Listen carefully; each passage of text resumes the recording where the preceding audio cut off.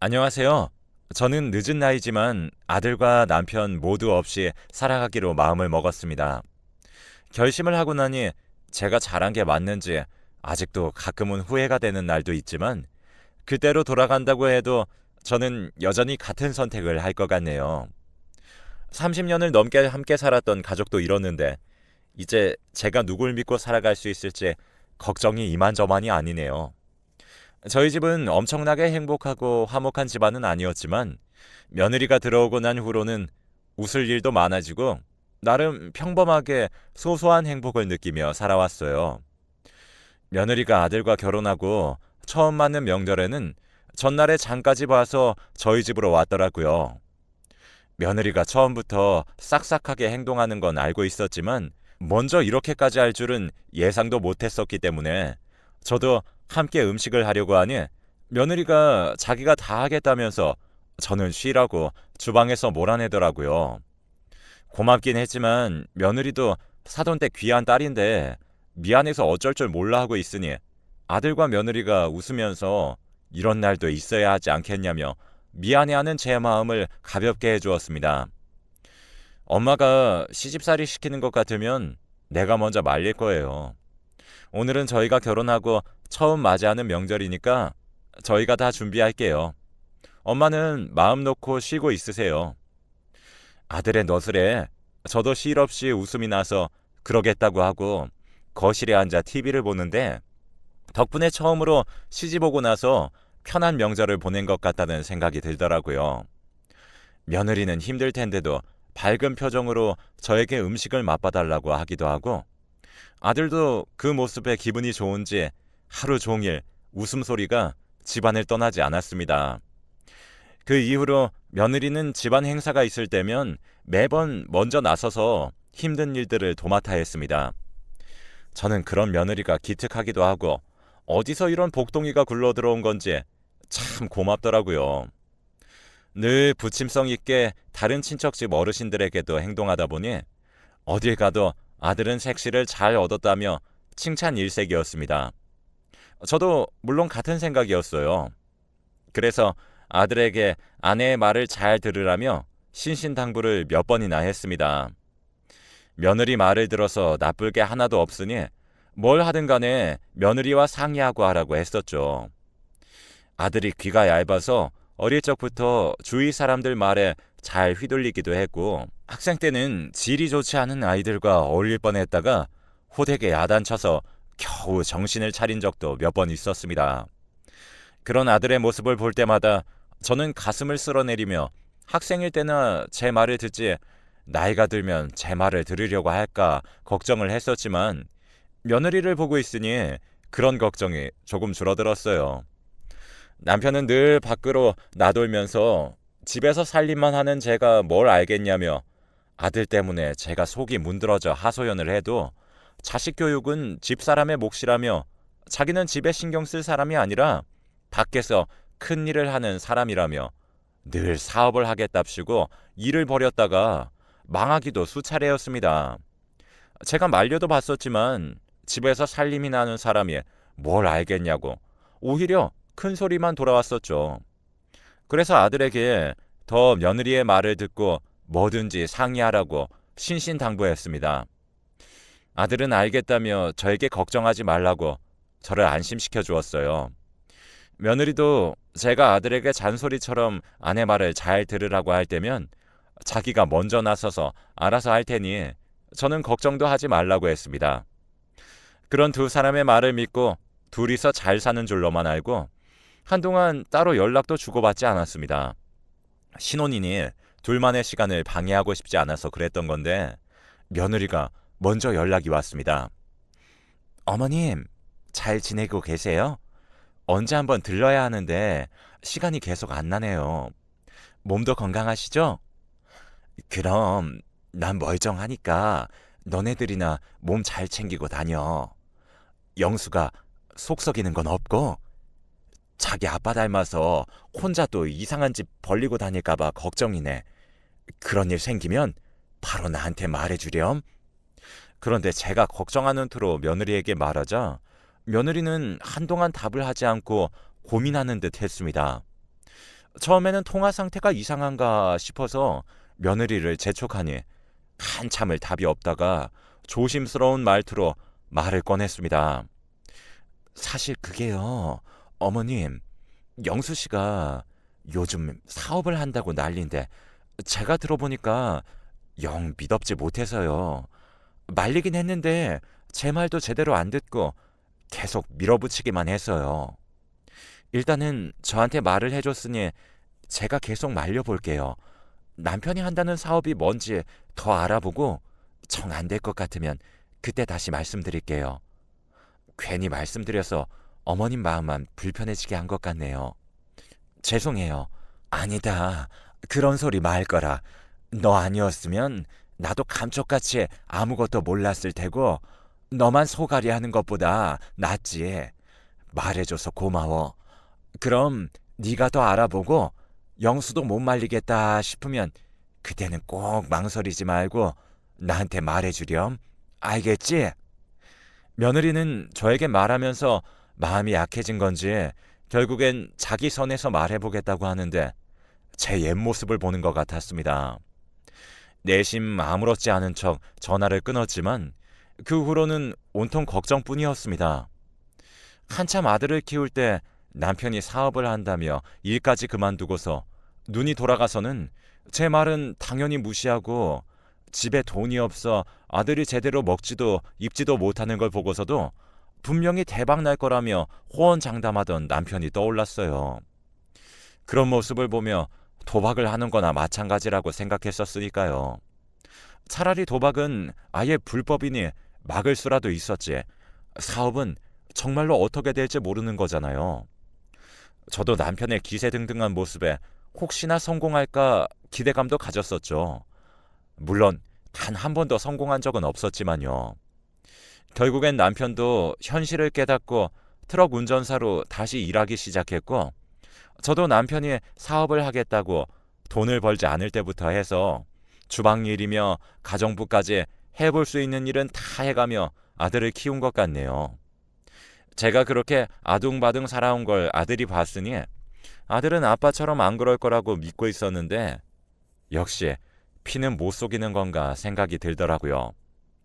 며느리와 전화를 끊은 이후로 걱정이 물밀듯이 밀려와 며칠을 차마 누구한테 말을 못하고 있다가 가만히 있을 수가 없어서 고민 끝에 신혼집인 아들네까지 찾아갔습니다. 찾아간 명분을 만들기 위해 아들이 좋아했던 반찬과 며느리가 잘 먹던 반찬들을 한가득 해서 집을 찾아가서 초인종을 누르니 그제서야 제가 연락도 없이 찾아왔다는 것을 깨달았습니다. 집에는 며느리만 있었는데 문을 열어주는 데만 시간이 한참 걸리길래 저는 집에 아무도 없는 건가 해서 돌아가려는 찰나에 문이 열렸습니다. 며느리가 문을 열어주었는데 며느리의 다리가 이상하더라고요.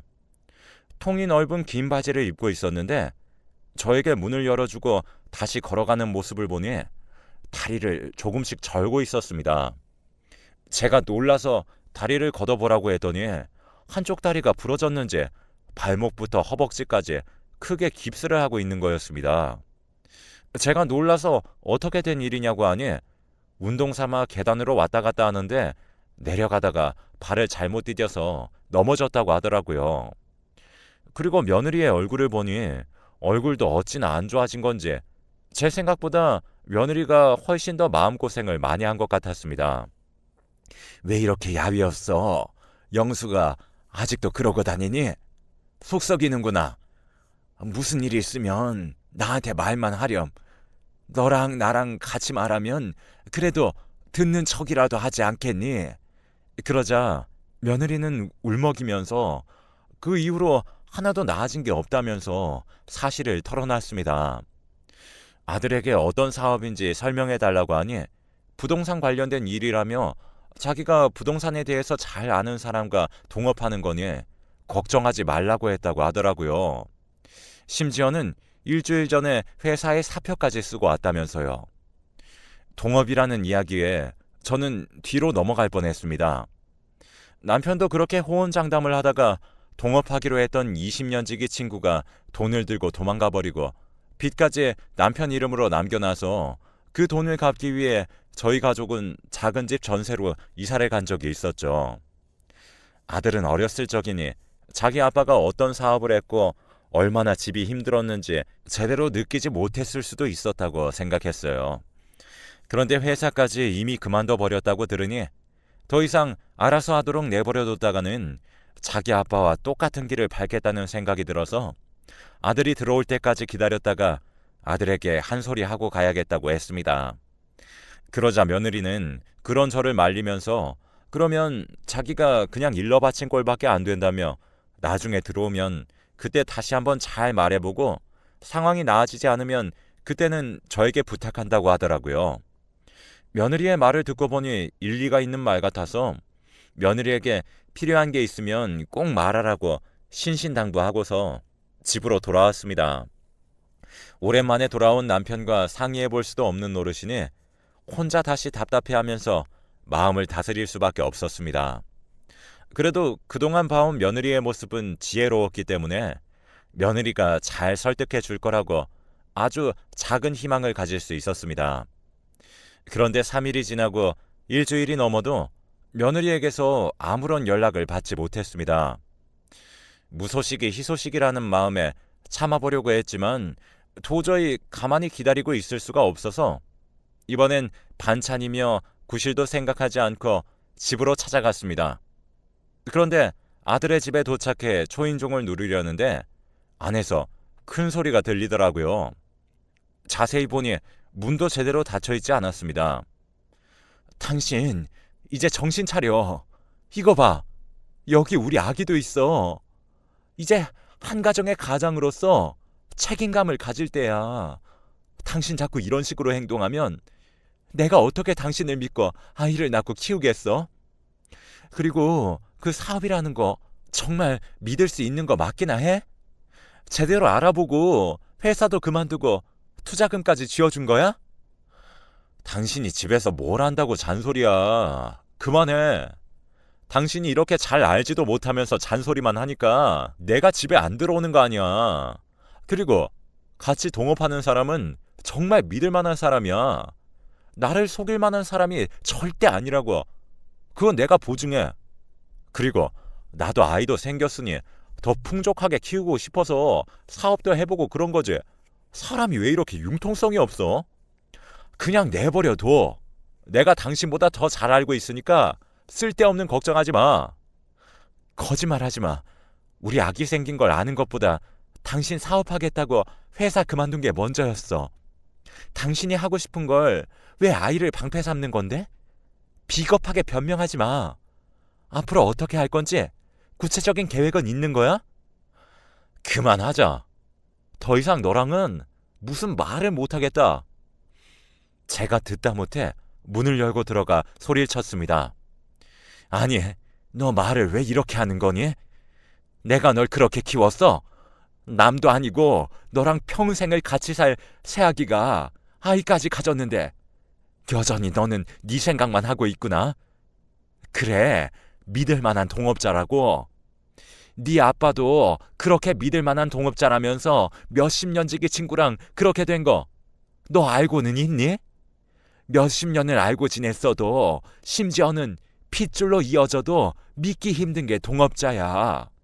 넌 그 동업자라는 사람 말만 믿고 사업을 벌이는 게 진짜 책임감 있는 짓이라고 생각해? 그리고 어디 네 아기까지 가진 아내한테 소리를 지르는 거야? 내가 널 잘못 키웠구나. 어머니, 아니 그게 아니라 무슨 오해가 있으신 거예요. 됐다. 그만해라. 더 이상 내 아들 못난 모습 보기 싫으니 이제 사업이고 뭐고 다 놓고 다시 회사로 복직해. 그게 책임감 있고 멋있는 가장이야.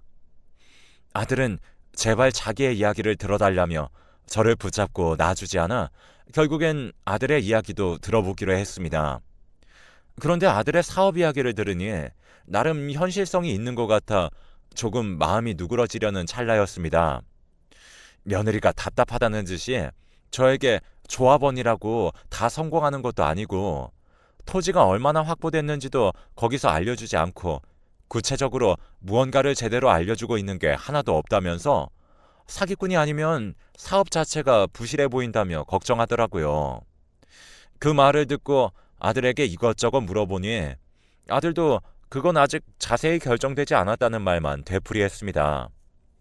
제가 그럼 확실한 건 아니니 확실해지면 사업에 참여하는 건 어떠냐고 하니 그때는 이미 늦다면서 오히려 엄청 답답하다는 듯이 화를 내더라고요. 이미 그만큼 이야기를 했을 때는 늦은 밤이었습니다. 몇 시간이 지나도록 되돌아오는 대화에 저는 공인중개사를 하고 있는 지인에게 전화를 걸어 아들의 이야기를 모두 전해주었습니다. 그러자 제 지인도 이야기를 듣고 곰곰이 생각하더니 아무래도 그 사업으로 수익을 보려면 최소한 20년은 지나야겠다면서 아직은 너무 초기 단계라서 엎어질 확률도 너무 많고 그러다 보면 10년, 20년은 금방이라며 그 사업은 단기로는 절대 안 끝날 테니 기다릴 수 있으면 기다리라고 조언해 주더라고요. 하지만 그 이야기를 들은 아들은 끝까지 아니라며 제 지인이 잘 몰라서 저렇게 말한다고 고집을 부렸습니다. 그런 아들을 보니 가만히 놔둬봤자 며느리 말도 안 들을 것 같아서 임신한 며느리 몸조리도 돕고 아들도 감시할 겸 아들네 집으로 들어왔습니다. 아들은 제가 들어오는 걸 한삼코 거부했지만 며느리와 제가 밀어붙였어요. 다행히 제가 집에 들어와 감시하니 그래도 제 말을 듣는 척이라도 하더라고요. 아이가 6개월이 될 때까지 아들은 사고도 치지 않고 다시 회사로 복직도 했습니다. 며느리도 아이를 건강하게 낳을 준비를 했었습니다. 그 사이에 아들과 며느리도 많이 사이가 나아진 것 같아 저도 안심이 됐어요. 그런데 저녁쯤 잠시 사돈댁을 다녀온다던 며느리가 새벽이 되도록 연락도 없고 집으로 돌아오지도 않았습니다. 사돈댁에서 자고 오는 건가 물어보려 며느리에게 계속 문자며 전화를 해보았지만 아무런 답이 없었어요. 아들은 며느리의 행방을 알까 싶어 전화를 했는데 아들도 역시나 전화를 받지 않았습니다. 그러다 새벽 2시가 넘어서야 아들이 겨우 전화를 받았습니다. 저는 그동안 뭐 하느라 전화를 안 받았냐며 화를 내며 며느리는 사돈댁에서 자고 오는 거냐 물으니 아들은 말을 얼버무리며 그럴 것 같다고 하더라고요. 저는 그런 거면 그런 거고 아니면 아닌 거지. 이 시간까지 자고 오는지 아닌지도 모르고 있으면 어쩌냐며 닥달을 하자 그제서야 자고 온다고 들었다고 대답을 했습니다. 그 이야기에 저는 마음이 한시름 놓이며 아들에게도 얼른 집에 들어오라고 하자 아들은 오늘 밖에서 자고 간다며 걱정하지 말고 얼른 자라고 하더라고요. 저는 또 허튼 짓을 하고 다니는 건 아닌지 아들에게 잔소리를 하려다가 시간도 너무 늦고 그럴 힘도 남아있지 않아 그냥 알겠다고 하고 끊었습니다. 그런데 아들과 전화를 끊고 보니 며느리에게 메시지로 영상이 하나 도착해 있었습니다. 급하게 영상을 확인하려는데 며느리에게서 전화가 걸려왔습니다. 저는 며느리가 사돈댁에서 잠들었다가 이제서야 깨서 저에게 전화를 한 거라고 생각하고 전화를 받았습니다. 그런데 며느리가 전화를 건 곳은 누가 봐도 바깥이었습니다. 밖에서는 비가 세차게 내리고 있었는데 며느리의 목소리와 빗소리가 반씩 섞여서 들려왔습니다. 그 소리에 저는 놀라서 무슨 일이냐고 물었더니 며느리는 아주 희미하게 살려달라는 말만 반복하다가 전화가 끊겼습니다. 저는 놀라서 며느리에게 다시 걸었지만 배터리가 다 된 건지 전화기가 꺼져 있다는 안내 음성만 들려왔어요. 급하게 며느리가 보낸 영상이라도 뒤져서 며느리가 있는 곳을 파악하려고 자세히 영상을 뜯어보았습니다. 쓰레기 소각장으로 보이는 곳이었는데 멀리 희미하게 보이는 간판 속 상호명에 의존해서 검색하여 며느리가 있을 것 같은 곳으로 택시를 타고 달려나갔습니다. 그곳에 도착하여 한참을 며느리를 찾다가 구석 한켠에 쓰러져 있는 며느리를 발견했습니다. 얼마나 오래 비를 맞은 것인지 피부며 입술색이 하얗다 못해 파랗게 질려가고 있더라고요. 저는 놀라서 바로 구급차를 불러 병원으로 며느리를 옮겼습니다. 구급차에서 보니 며느리는 온몸 여기저기에 긁힌 상처들이 많았습니다. 며느리의 손을 잡고 기도하려는데 손에 카메라가 쥐어져 있었습니다. 의식도 희미한 며느리는 얼마나 힘을 주고 있었는지 카메라를 빼내는데 한참을 애먹었습니다. 뭐가 담겨 있길래 이렇게 정신도 제대로 못 차리는 와중에 손에 꼭 쥐고 있었는지 카메라에 담긴 앨범을 찾아보았습니다. 그런데 카메라 속에는 믿을 수 없는 영상들이 담겨 있었습니다. 그 영상을 보고 온몸에 소름이 돋았어요. 그 영상 속에는 아들과 제 남편이 담겨 있었습니다. 아들이 동업을 한다던 사람이 자신의 아빠였던 거예요. 아버지, 여기 개발되는 게 맞아요? 근처에 아파트도 있어서 상권도 좋다면서요.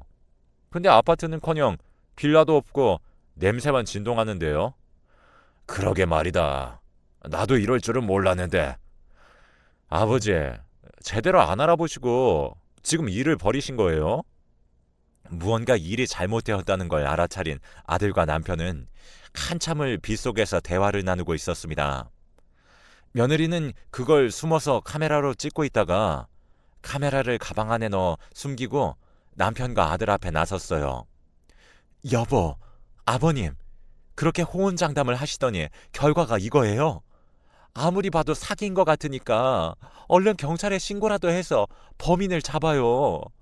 지금 다 같이 경찰서로 가요. 얼른 정신 차리세요. 사기당한 거 맞아요. 네가 뭘 안다고 떠들어. 아무것도 모르면 구석에 가만히 있기나 해. 당신 여기는 어떻게 따라온 거야? 얼른 집으로 돌아가. 안 돼. 절대 못 돌아가. 여기서 그만두면 차라리 돌이킬 수라도 있을 거야. 얼른 범인 잡아야지. 여보, 정신 차려. 이건 정말 아니야. 흐릿하게 소리만 들려왔었는데 며느리를 누군가 밀친 건지 몇 번 몸이 부딪히는 소리가 나더니 며느리가 바닥에 넘어지는 소리가 났습니다. 그런데 크게 넘어져 며느리가 잠시 의식을 잃는 듯하자 아들과 남편은 겁이 났는지 어떻게 해야 하는지 의논하는 소리가 희미하게 들렸습니다. 며느리가 살려달라고 희미하게 말했지만 결국 아들과 남편은 며느리를 두고 그 자리에서 벗어났습니다. 며느리는 그 장면이라도 제대로 찍기 위해 가방에 넣은 카메라를 꺼내 자기를 버리고 도망치는 두 사람의 뒷모습을 찍었고 바로 그 영상을 겨우 저에게 전송한 것이었습니다. 며느리에게 제가 죄인이 된 것 같은 마음으로 병원에 도착하니 다행히 저체온증 말고는 크게 다친 곳도 없었고 뱃속의 아기도 무사했습니다. 며느리를 입원시키고 일단 필요한 것들을 챙기기 위해 집에 잠시 다녀왔습니다. 집에서 며느리 짐을 챙기고 있는데 오늘 안 들어온다던 아들이 비밀번호를 치고 집으로 들어왔습니다. 그것도 제 남편과 함께요. 그 모습에 애써 표정 관리를 하며 잠시 친구가 병원에 입원했다고 해서 급하게 병문안을 가야겠다고 하고 빠져나오려고 했습니다. 그런데 아들이 눈치를 챈 건지 제 뒤통수에다 대고 오싹하게 말하더라고요. 이 시간에 병문안을 가는 걸 어떻게 믿어요? 신발에 진흙이 많이 묻으셨네요. 다 알고 계시는 거죠? 그 여자 살아있어요? 그 말을 듣자 더 이상 제 아들이 아닌 그저 하나의 악마처럼 보이더라고요. 저는 말로 설명할 수 없는 실망감과 두려움에 처음으로 아들의 얼굴에 손을 올렸고 저를 붙잡으려는 아들을 밀치고 그 길로 경찰서로 향했습니다. 그때 정말 깊게 생각도 하지 않고 곧장 경찰서에 신고했어요. 그리고 제가 알게 된 사건과 영상을 보여주었고 남편과 아들은 체포되었습니다. 그 이후로 재판을 통해 아들과 남편은 징역형을 받게 되었고 아들은 어떻게 자기보다 며느리를 더 생각할 수 있냐며 저를 원망했지만 그 모습을 보고 오히려 더 마음을 비울 수 있었습니다. 사돈댁은 뒤늦게 사건을 알고 엄청나게 충격을 받으셨고 저는 고개를 들지 못하고 죄송하다는 말밖에 할 수 없었습니다. 그래도 며느리가 먼저 자기가 살아있는 건 제 덕분이라며 오히려 저에게 감사하다는 말을 하자 이렇게 착하고 심성이 고운 사람에게 남편과 아들이 대체 무슨 짓을 벌인 건지 용서할 수가 없었습니다. 그 이후로 며느리와 아들은 당연히 이혼 절차를 밟았고 이번만큼은 아들은 고개를 들 자격도 없다며 크게 꾸짖고 며느리가 원하는 대로 모든 정신적 치료비와 양육비 그리고 위자료를 주기로 약속했습니다. 그리고 저도 남편과는 더 이상 얼굴을 볼 자신이 없어 이혼을 했어요. 결국에 아들이 그렇게 된 것도 남편이 아들을 꼬여내어 그런 거니까요. 재벌은 남 못 준다지만 아들까지 무책임하게 일에 끌어들이고 멀쩡했던 아들의 가정까지 파탄을 내버리고서도 자기가 무슨 잘못을 했냐며 뻔뻔하게 나오는 모습을 보니 싫다 못해 오히려 불쌍해지더라고요. 어쩜 그렇게 자기 생각에만 사로잡혀서 잘못도 인정하려 들지 않고 자기 생각만 내세우는 모습을 보니 더 이상 말조차 섞고 싶지 않았습니다. 그 이후 혼자 살면서 가끔씩 며느리가 찾아와 손주를 보는 것을 낙으로 살고 있네요. 이제는 며느리가 아니지만 새로운 딸을 들였다 생각하고 있습니다. 여러분들도 힘든 일 모두 잘 버텨내시길 바라겠습니다. 감사합니다.